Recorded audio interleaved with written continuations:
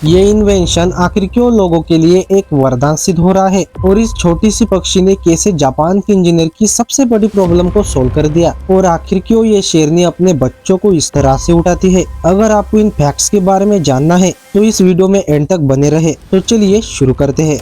Number 1, Esper bionics company द्वारा बनाया गया ये प्रोस्थेटिक हैंड उन लोगों के लिए एक वरदान सिद्ध हो रहा है जो अपना हाथ किसी दुर्घटना में खो चुके हैं। इसे हाथ पर पहनने के बाद रोजमर्रा के कामों को बिना किसी परेशानी के आसानी से पूरा किया जा सकता है। इस हाथ में लगे सेंसर्स मसल में हुए मूवमेंट से पता लगा लेते हैं कि इसे पहनने वाला इंसान कितनी उंगलियों को खोलना और बंद करना चाहता है। ये वाकई एक गजब की इन्वेंशन है।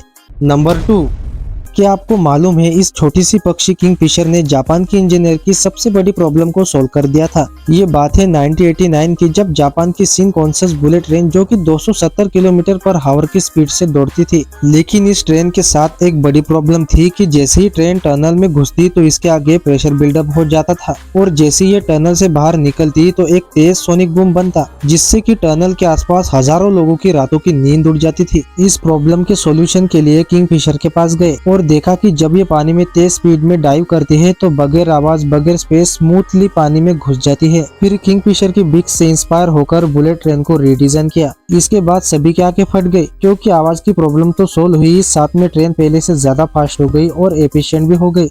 नंबर 3, देखो शेरनी जब अपने बच्चों को उठाती है तो ग्रिप बनाने के लिए उसकी गर्दन को अपने दांतों में फंसा लेती है, लेकिन ऐसे में सवाल आता है कि क्या इसके बच्चे को दर्द नहीं होता। तो दोस्तों मैं आपको बता दूं कि शेरनी ही नहीं बल्कि कैट्स फैमिली के सभी जानवर अपने बच्चों को इसी तरह से उठाते हैं और इन जानवरों को अपने बच्चों को इस तरह से उठाने के पीछे एक कारण होता है। दरअसल कैट्स की गर्दन के पीछे एक डीएक्टिवेट नस होती है जिसे पकड़ने पर इनकी पूरी बॉडी रिलैक्स हो जाती है, जिसे देखने पर तो हमें ऐसा लगता है कि इससे इन बच्चों को बहुत दर्द होता होगा, पर ऐसा नहीं है। लेकिन जब इनकी माँ इन बच्चों को गर्दन से पकड़कर उठाती है तो ये बच्चे ज्यादा हलचल नहीं करते हैं और रिलैक्स हो जाते हैं, जिसके बाद इनकी माँ इन्हें एक जगह से दूसरी जगह आसानी से ले जाती है।